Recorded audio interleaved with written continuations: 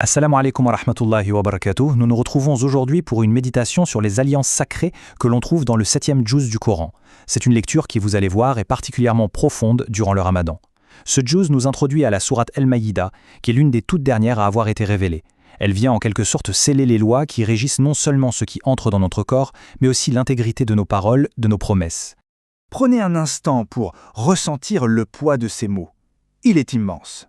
Pour bien comprendre, il faut s'imaginer la scène.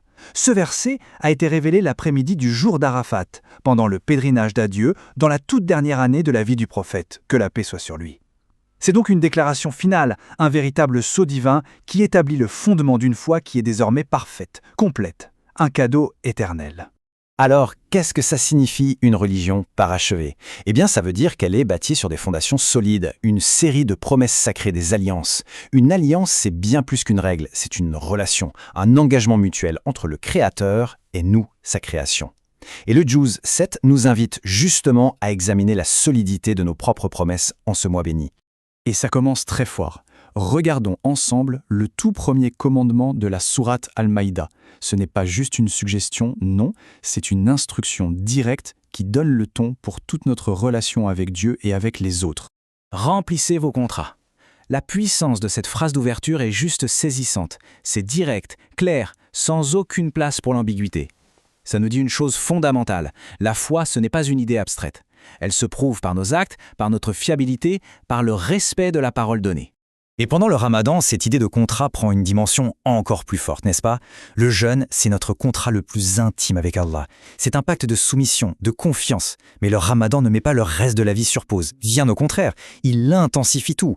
Nos promesses envers notre famille, nos obligations au travail, notre engagement pour la communauté.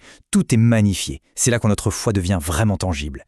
Allons un peu plus loin maintenant. On a parlé des promesses tournées vers l'extérieur. Mais il y a aussi une alliance interne, une promesse que l'on se fait à soi-même. Il s'agit de faire attention à ce qu'on laisse entrer dans notre corps, bien sûr, mais aussi dans notre esprit et dans notre cœur. Parce que le jeûne, ça ne concerne vraiment pas que l'estomac. On pense souvent au halal et au haram en termes de nourriture, mais les principes vont bien au-delà de l'assiette. Pendant le Ramadan, il s'agit de nourrir nos yeux, nos oreilles et notre cœur avec ce qui est pur. C'est le jeûne de la médisance, du mensonge, des contenus qui peuvent souiller l'âme. C'est une purification totale, à 360 degrés. Ce hadith illustre ce concept à la perfection. Allah est tayyid, c'est-à-dire pur, bon, et il n'accepte que ce qui est à son tour pur et bon. C'est une logique magnifique. La pureté de nos actions, de nos biens, de nos intentions devient la condition pour qu'elles soient acceptées. On s'efforce d'être pur parce qu'on se tourne vers celui qui est la source de toute pureté. Et cette quête de pureté, on la vit concrètement, plusieurs fois par jour à travers le wudu, nos ablutions. Ce n'est pas juste un rituel mécanique, c'est une purification spirituelle constante. Le prophète, que la paix soit sur lui, nous a enseigné une chose incroyable. Quand on fait nos ablutions, nos péchés s'écoulent littéralement avec les dernières gouttes d'eau. Chaque wudu pendant le Ramadan, c'est une nouvelle chance de se présenter purifié devant notre Seigneur. Alors on a parlé de notre pacte avec Allah, de notre pacte intérieur, il est temps d'élargir le cercle. Parce que le Ramadan, c'est par excellence le mois de la communauté. Et le Juz 7 nous rappelle que nous avons des responsabilités les uns envers les autres. Un pacte commun qui nous lie. Ce verset, on le respire, on le vit pleinement durant ce mois. On le voit dans les iftars qu'on partage, dans les collectes pour les plus démunis, dans le temps qu'on offre aux autres. C'est ça l'entraide dans le bien. Mais attention, le verset a deux faces. Il y a aussi un avertissement très clair de ne pas coopérer dans le mal. Ça nous rappelle qu'on a un rôle actif à jouer pour le bien de la société. Maintenant, une question. Une question qui devrait nous faire marquer une pause. Avant de continuer, réfléchissons-y un instant. Quelle est la valeur, le poids, le caractère sacré d'une seule et unique vie humaine aux yeux de son Créateur? Cette leçon, tirée de l'histoire des deux fils d'Adam, est vertigineuse. Ça change complètement notre perception de la valeur des choses. Le Coran nous dit que sauver une seule vie, c'est comme sauver l'humanité entière. Et sauver une vie, ça peut prendre tellement de formes. Un don qui nourrit une personne affamée, une parole qui apaise un cœur en détresse.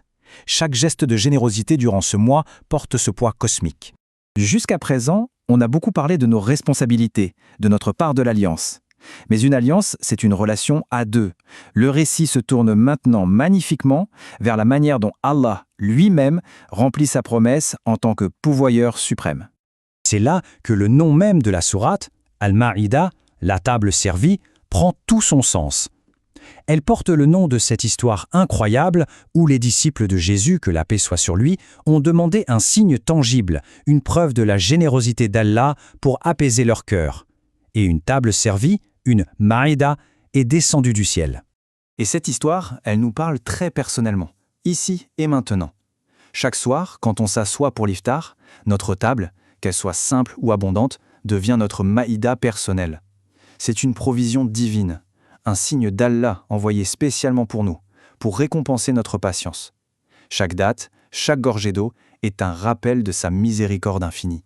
Alors, pour récapituler ce voyage, notre foi est une alliance parfaite et complète. Tenir nos promesses est un commandement fondamental qui la rend réelle. La pureté que l'on recherche doit être totale, corps et âme. Notre communauté, c'est une alliance de soutien mutuel dans le bien. Et enfin, notre iftar de chaque soir est un signe intime de la promesse tenue par notre Seigneur. Et pour conclure notre réflexion, terminons sur cette invocation. C'est une aspiration, celle d'incarner les leçons de ce juz, de devenir des personnes de parole, des personnes de pureté et des personnes au service des autres. Amin. Jazakumullahu khayra. Si ce moment de partage a résonné en vous, n'hésitez pas à le transmettre à un proche. Aimez la vidéo et abonnez-vous pour que l'on continue ce voyage ensemble. On se retrouve demain, si Dieu le veut, pour explorer le 8e juz. Wassalamu alaikum wa rahmatullahi wa barakatuh.